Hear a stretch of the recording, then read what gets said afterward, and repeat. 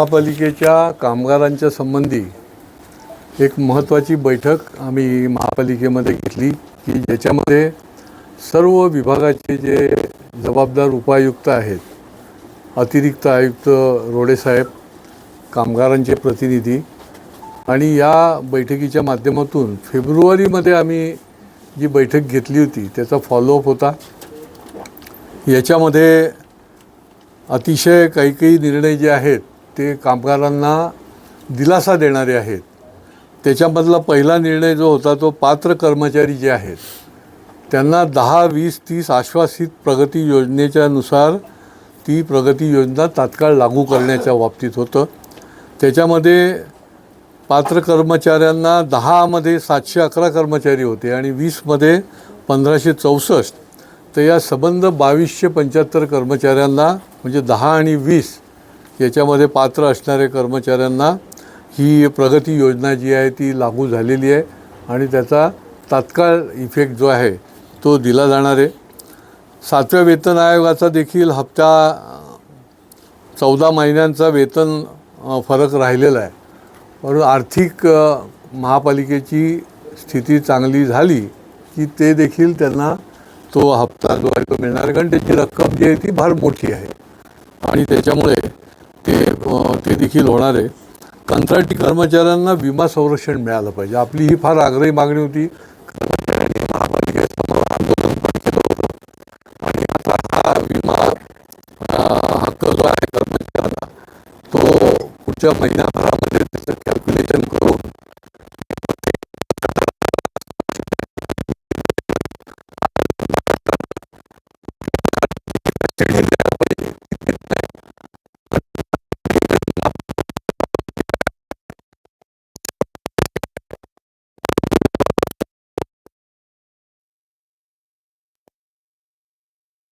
कंत्राटी कर्मचारी जवळजवळ 4-4.5 हजार कर्मचारी आहेत, त्यांना वारावर सोडल्यासारखा प्रकार या ठिकाणी चालू आहे आणि त्याच्यामुळे ही विमा संरक्षण जे आहे हे विमा संरक्षण तात्काळ लागू झालं पाहिजे। तर त्याच्यासंबंधी त्यांनी 1 महिन्याची मुदत मागितली आहे। फायलेरियाच्या लोकांना वारसा हक्क लागू झाला पाहिजे। लाडपागे समितीच्या प्रमाणे जे निर्णय आहे तर तो वारसा हक्क लागू करण्याची जी प्रक्रिया आहे ती देखील येणाऱ्या 2 आठवड्यामध्ये ते करण्याचं त्यांनी मान्य केलेलं आहे। अन्य महापालिकांकडून देखील काही ते रेफरन्सेस घेणार आहेत आणि त्याच्या अनुसार, कारण ती काही शासनाकडे पाठवण्याचा विषय नाही आहे, तर ती देखील लागू होईल। सर्वात महत्त्वाचा विषय जो होता तो ग्रॅच्युटीचा। मी पहिल्यापासून बोंब मारतो आहे की ग्रॅच्युटीच्या संबंधामध्ये आणि एकूणच बॅलन्स शीट असेल, ऑडिट रिपोर्ट असेल, याच्यामध्ये फार मोठा घोटाळा आहे। कामगारांची जी ग्रॅच्युटी आहे महापालिकेला त्याचा ठाणपत्ताच नाही आहे की ठेकेदारांनी ही ग्रॅच्युटी जी आहे ती जमा केली आहे की नाही। ना ठेकेदारांना महापालिकेने विचारलं आहे, ना महापालिकेने त्यांना विचारलेलं आहे आणि त्याच्यामध्ये करोडो रुपयाचा हा घोटाळा असण्याची शक्यता नाकारता येत नाही। आज त्यांना त्यांच्या खात्यामध्ये कामगारांचे ग्रॅच्युटीचे पैसे किती आहेत हे देखील माहिती नाही आहे। म्हणजे एखादा कामगार जर 20 वर्ष काम करत असेल तर त्याची जी काही ग्रॅच्युटी आहे ती ग्रॅच्युटीची रक्कम जी आहे ती कुठून देणार आहेत, ती गेली कुठे? कंत्राटदाराने ती हजम केली का महापालिकेनेच दिली नाही? असे सर्व जे काही प्रश्न निर्माण झालेले आहेत, तर आम्ही तर उदाहरणादाखल या ठिकाणी त्यांना दाखवून दिलं की एका ठेकेदाराच्या कंपनीमध्ये जर अमुक एक माणसं काम करत असतील तर वेतनपत्रकाच्या परीक्षणात वैधानिक लाभांसाठी आर्थिक जी तरतूद दिसून येते त्याच्यामध्ये ग्रॅच्युटी हे एका कामगाराला 840 रुपये आहे। आता 840 रुपयाप्रमाणे जर द्यायचं ठरवलं तर किती, एका वर्षाला किती होईल, 5 वर्षाला किती होईल, 30 वर्षाला किती होईल, हा जर आकडा काढला तर हे करोडोमध्ये आहे आणि त्याच्यामुळे हे त्यांना डोळ्यात अंजन घालणारा हा विषय ग्रॅच्युटीचा। या ग्रॅच्युटीच्या बाबतीत जर तुम्ही कामगारांच्या हक्काशी खेळलात तर तुम्हाला जेलमध्ये जायला लागेल, अशा प्रकारची देखील तरतूद आहे. आणि त्याच्यामुळे हा फार मोठा असा प्रकारचा विषय आहे. हा ज्यावेळेला आम्ही उपस्थित केला आहे तर त्यावेळेला ही सगळी मंडळी जी आहे ती हडबडून गेलेली आहे. आणि महापालिकेच्या ॲडिशनल कमिशनरने देखील सांगितले की यांचे पेमेंट जे आहे ते रोखायची वेळ आली तरी रोखा ठेकेदारांची. परंतु हे काय झालेलं आहे, कुठे गेलेलं आहे, काय त्याचा हिशोब आहे, हा पहिल्यांदा करा.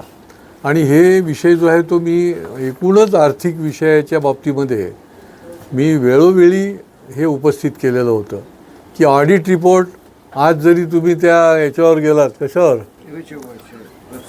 वेबसाईटवर, तर प्रोव्हिजनल तुम्हाला ऑडिट रिपोर्ट आहेत, प्रोव्हिजनल बॅलन्स शीट आहे की ज्या महापालिकेचं एवढं करोडो रुपयाचं टर्नओव्हर आहे तर त्याची अशा प्रकारे करता येत नाही.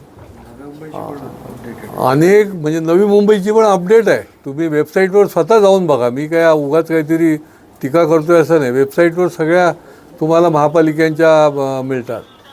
कॅगने ज्या ज्या त्या ठिकाणी त्रुटी काढलेल्या आहेत त्या त्रुटीला देखील अजूनपर्यंत कुठलंही यांच्याकडनं उत्तर देऊ शकलेलं नाही. आणि त्याच्यामुळे हे ग्रॅच्युइटीचा फार मोठा याच्यामध्ये आम्ही गंभीर अशा प्रकारचा की ही हजम केली आहे, ही कामगारांना तुम्ही फसवणूक केलेली आहे का काय केलेलं आहे, तर याचा ताबडतोब आम्हाला याचं उत्तर द्यावं. ते आता ते कामाला लागलेले आहेत. आता त्याच्यातून काय काय ते माहिती देतील त्याच्याप्रमाणे पुढच्या काळामध्ये आम्ही तुम्हाला त्यांना 7 दिवसामध्ये आम्ही देतो म्हणून त्यांनी सांगितलेलं आहे. जर का नाही दिलं तर आम्ही तुम्हाला पुढचं सगळी माहिती जी आहे ती आम्ही तुम्हाला सादर करू शकतो. एवढी आमच्याकडे सगळी माहिती आहे. कुठल्या खात्यामध्ये किती कामगार होते हे सगळं आहे आमच्याकडे. आणि किती कामगारांचे किती पैसे अपेक्षित होते आणि ते किती त्या ठिकाणी जमा झालेले आहेत. शेवटी ती पैसे जे आहेत ते जमा ठेवायला पाहिजेत ना, कुठल्या तरी हेडखाली रिझर्वमध्ये ठेवायला पाहिजे. तर ते देखील ते अनिभिज्ञ असल्यासारखं त्यांनी खात्याचे जे प्रमुख आहेत, उपायुक्त आहेत, त्यांनी हे केलं. आणि त्याच्यामुळे या ग्रॅच्युइटीच्या विषयामध्ये फार गंभीर अशा चुका त्यांनी केलेल्या आहेत. एकूणच काही विषय जे आहेत जे आम्ही मागच्या 3 महिन्यापूर्वी मीटिंगमध्ये उपस्थित केले होते त्याच्यातले 50% विषय पूर्ण झालेले आहेत. उर्वरित विषय आणि हे नवीन याच्यासंबंधी आज आमची आढावा बैठक झाली आणि त्याच्यानंतर पुढच्या 15 दिवसामध्ये उर्वरित विषयाच्या संबंधी ते आपल्याला सगळी म्हणजे ते सॉल्व करून त्याची माहिती उपलब्ध करणार आहे.